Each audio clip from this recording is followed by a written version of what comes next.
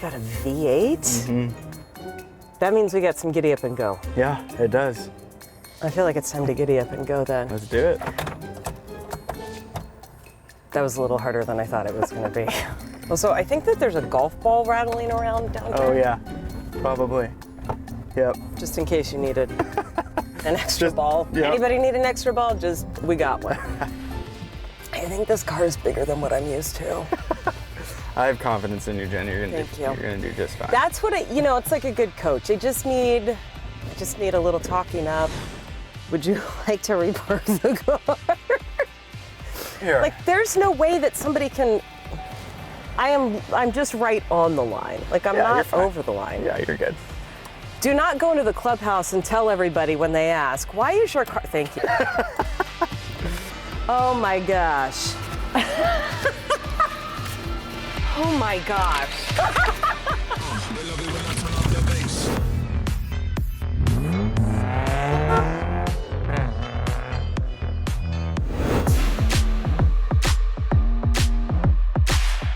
I asked Gabe Speier if I could drive his car, and he said, why would you want to do that? It's something that I like to do, and I think we would have fun. So let's see what happens when I ask, can I drive your car?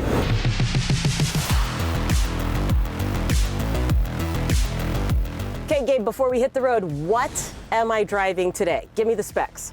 Okay, this is my 2020 Chevy Silverado Trail Boss. It's a 1500. It's got the 6.2 liter V8 in it, and it's my baby. I love it. We got a V8? Mm-hmm. That means we got some giddy up and go. Yeah, it does. I feel like it's time to giddy up and go then. Let's do it.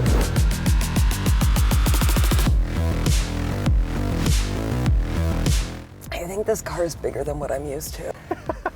I have confidence in you, Jen. You're gonna do just fine. That's what it's like a good coach. I just need a little talking up.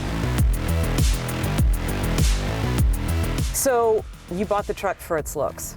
Yeah, I mean, I wanted a truck, me and my wife, driving down to Arizona for spring training, and kind of just taking it everywhere with us and all of our stuff. It fits all our stuff. So I wanted a truck, and then I liked the way this one looked. So yeah, I pulled the trigger on this one. Do you like road tripping? Yeah, I do. In the big leagues, it's great. Flying is fun with the team. It's a good time to kind of, relax, also have a good time with the boys. But yeah, I love traveling and seeing all the big league stadiums. It's fun. You've had to do that maybe a little bit more often in your career than others, just given the ups and downs or I should say the backs and forths of your career. Yeah. Between the trades, the DFAs, the immediately, I need you to be right here in this ballpark right now. You probably relied on your car more than most. Yeah. Lots of driving between Omaha and Kansas City. This truck's got a lot of miles on it.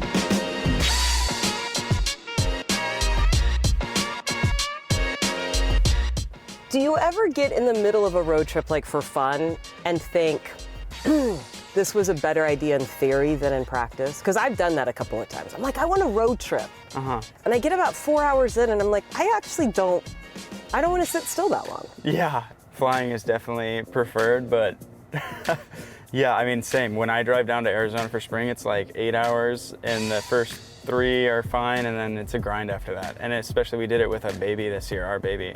And that was, another curveball in the mix there. That would extend the feeling of that drive, whether it extended the number of hours you were in the car or not. I'm sure it felt considerably longer. Yes. Coming up next on Can I Drive Your Car? Do you remember the first time you got a ticket? Oh yeah. There's a story there. There's no story, but I just remember being so nervous, shaking, because I knew that I was speeding and I was in the wrong, and obviously coming home to my parents and having to tell them, they weren't too happy about it either, so double whammy there. But yeah, not fun to get tickets. Did you think about crying to try to get out of the ticket? I think my parents would have just saw right through that.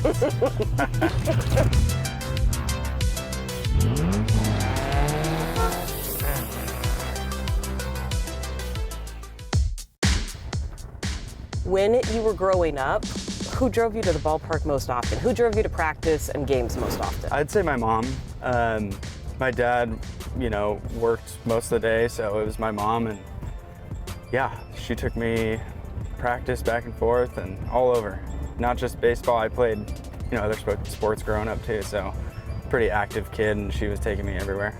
After, let's say, a loss or a bad game, was mom the person that you wanted driving you home, or was dad the better option? Because there was definitely a better option in my house.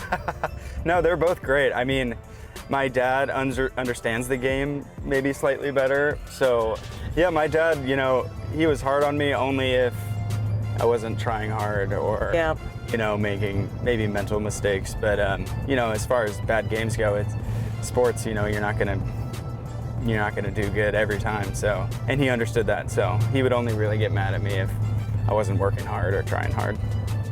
What was the car you learned how to drive on? My first car was a 1990 Volvo sedan. Oh, very safe. Yes, very safe. Yes. But the steering wheel would shake when you got over 65, and so I mean, because it was old. It was my grandma's car. Oh. And I think I bought it off her. I drove it for a few years. I wonder if maybe somehow they rigged that so that if you went over 65, it would be like your little indicator, don't do that. Yeah. We're not trying to race down the freeway here, Yeah, I'm sure my parents were happy about that, honestly.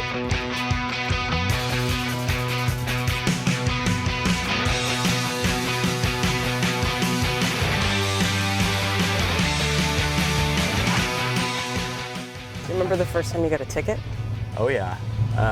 There's a story there. I mean, there's no story, but I just remember being so nervous, like shaking, because I knew that I was speeding and I was in the wrong, and just not a good feeling, and then obviously coming home to my parents and having to tell them, they weren't too happy about it either, so double whammy there. But yeah, not fun to get tickets. Did you think about crying to try to get out of the ticket? No, I think my parents would have just saw right through that. What about like the first fender bender you were in? Oh, I've been in one accident. It was actually pretty scary.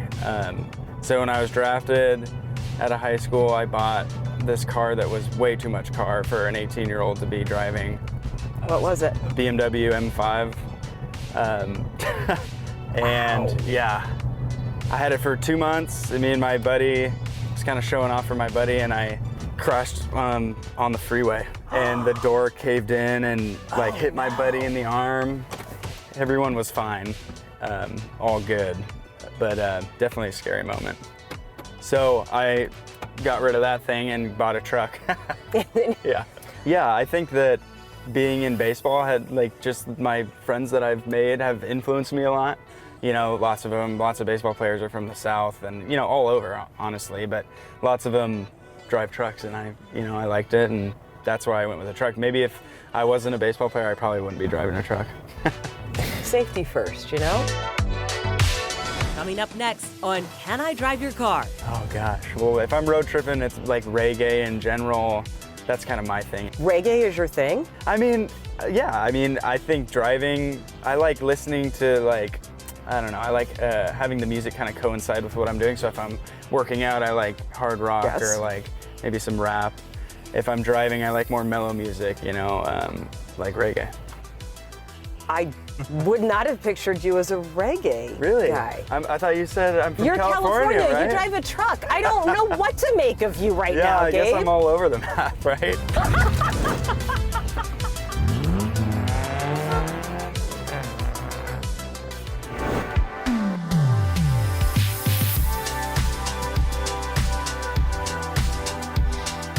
This drive to the ballpark every day must be gorgeous. It is. Yeah, you get right coming up on this bridge up here, you get to see the skyline, and yeah, it's beautiful.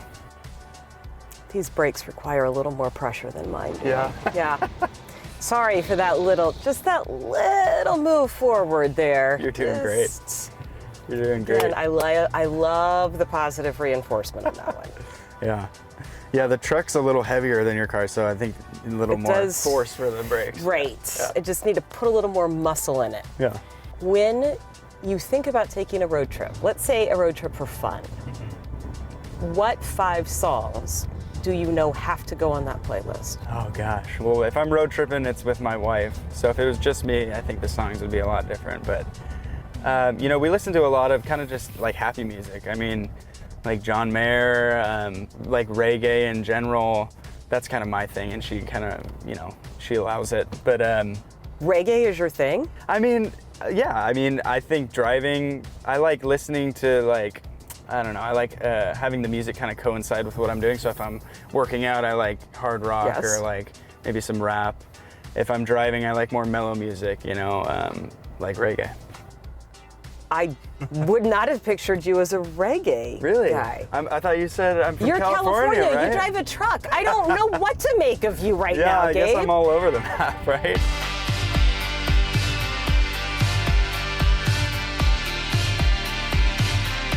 Okay, so you would listen to John Mayer, you'd Yeah. listen to reggae. Yeah. What else would be on that playlist? There's a band called Gold Ford that me and my wife really like. It's kind of like bluesy, jazzy, kind of mellow music. They're really good though. The guy's got an amazing voice.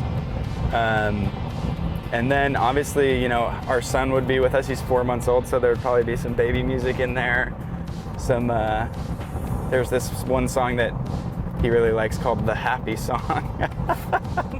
It's, I know every word to it. We've listened to it probably over 1,000 times, so, and I'm sure it'll change. New song probably coming around the corner when he, you know, gets over that one.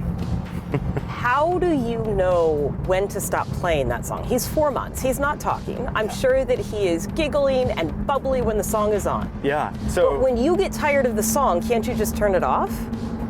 Yeah, I mean, we normally play it when he's starting to get fussy. So like, if he's starting to, you know, become uncomfortable or start crying or whatever, we put that song on and it seems to just like shift him, you know, into happiness. So, That's the name of the song. Yeah.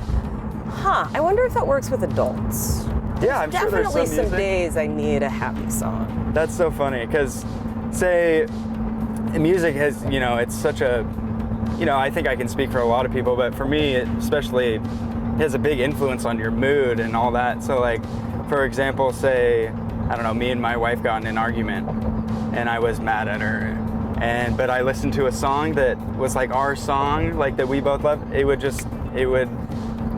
totally shift my mood. I couldn't be mad at her anymore. So like, music has a big influence on kind of your mood and mindset, I think. Absolutely. Yeah. When did you know that you were a sports fan? Immediate. I mean, my family grew up big San Francisco Giants fans, Oakland Raiders, Lakers. So growing up, we watched all, you know, the major sports, and pretty quickly, you know, big sports family. So I was just kind of thrown into that. Was there one guy in particular, or gal in particular, that you watched? Yeah. So like for me, I kind of liked, I don't know if you'll know the name, Noah Lowry. He was a left-handed pitcher for the Giants. I kind of tried to mimic him, but I mean, I loved Barry Bonds and Kobe Bryant and great. Tim Brown was a great receiver for the Raiders, and so yeah.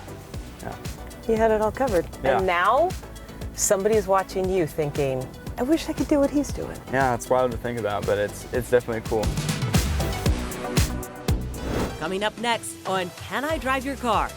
What do you attribute the quirky personalities in the bullpen to? It's kind of like an island of misfit toys out there. I mean, everyone has this like totally unique story. You know, me and Sauce were claimed off waivers. There's guys that we got in trades. There's guys that we signed. Kind of like a whole, you know, everyone's story is different.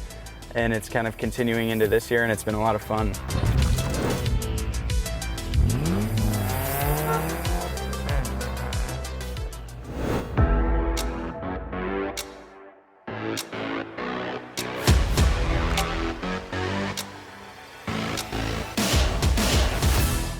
Oh my gosh.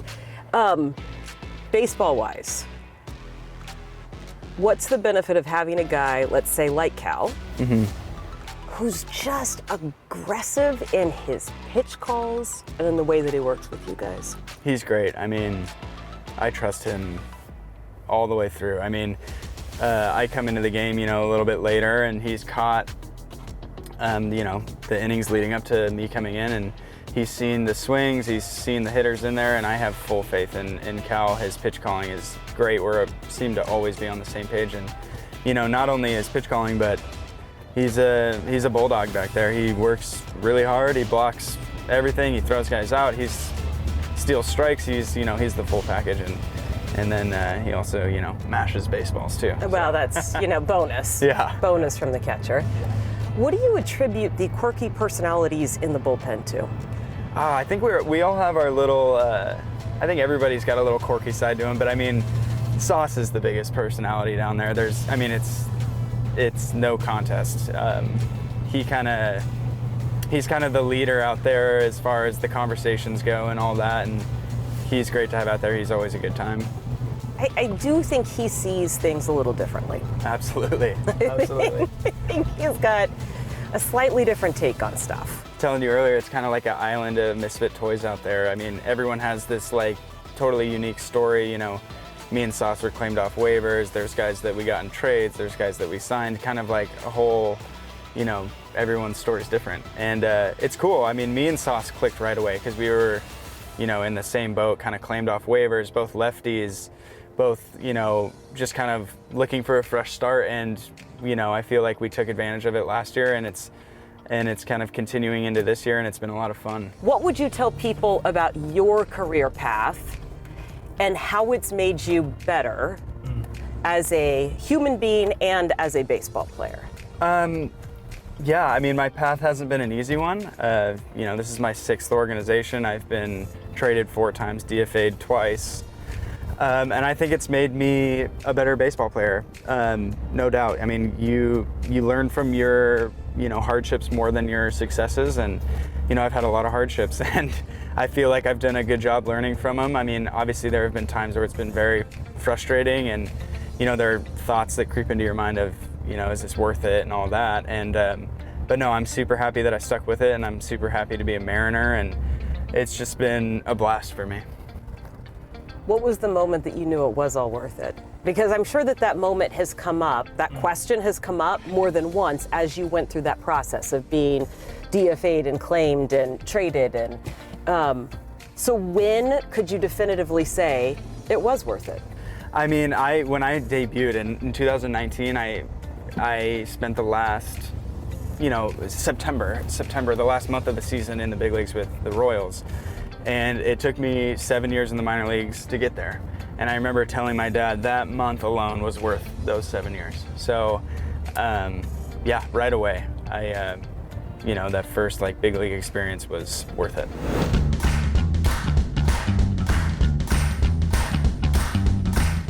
What is the ritual that you will always think back on with this group of guys?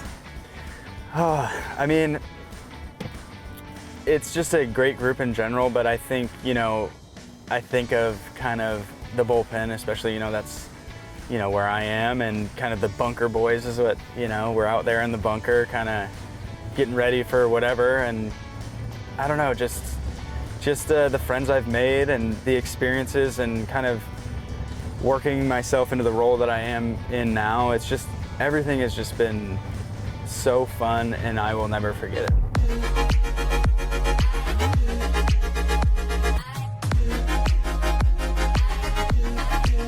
Well, wait, put this in the park.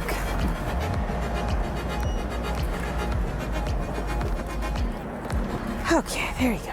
I feel like we were very safe. Yeah. And that we made it. Yeah. Where am I parking? Wherever you can. I think, I normally Wherever I can is a very different spot than from wherever you can. I don't think it was that close. It just feels like it's that close. You were totally fine. Maybe I can park right over here? Yeah. Do you think that I'm going to give myself an added degree of difficulty? By backing in? Well, backing in's definitely the way to go. Backing in, but also backing in with a big truck right there. Do you think that this was a bad idea? No, you got this. Really? Yeah. I don't know. It feels like It feels like I really want the car to be. You're not gonna hit that truck. Are you sure? Yes, you can crank it and you will not hit it. Well, I don't think I'm gonna fit right there though. Hang on a second. Okay, this was the much better angle. I am worried about You're that. totally good. Are you sure? I promise you. Okay. I do feel like I picked the worst and the hardest spot to get into. I warned you. When you asked me to do this, I said, have you ever driven a big truck before? Yes, I have. You confidently said, yeah. Now, driving the truck and backing the truck up are two different things. You got plenty of room. You're good. It doesn't feel like it. It feels like I am parking a boat right now. Okay. I still don't think I hit the spot, but I am not. Nobody's gonna park there. You're good. Well, you're right. Nobody can park there because I'm taking up two spots. That might be as good as it gets today, folks. Yeah. I'm just gonna call that a win. We have had a lot of fun. Gabe, thanks for letting me drive your car. Yeah, of course. Thanks for having me. Thanks for doing this. Absolutely. Would you like to repark the car?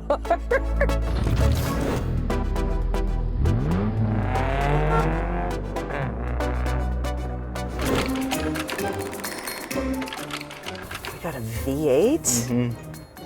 That means we got some giddy up and go. Yeah, it does. I feel like it's time to giddy up and go then. Let's do it. That was a little harder than I thought it was going to be. Also, I think that there's a golf ball rattling around down there. Oh yeah, probably. Yep. Just in case you needed an extra ball. Yep. Anybody need an extra ball? We got one. I think this car is bigger than what I'm used to. I have confidence in you, Jen. You're Thank you. You're gonna do just fine. That's what it's like a good coach. I just need a little talking up. Would you like to repark the car? Here. Like, there's no way that somebody can. I'm just right on the line. Like, I'm not over the line. Yeah, you're good. Do not go into the clubhouse and tell everybody when they ask, why is your car? Thank you. Oh my gosh. Oh my gosh.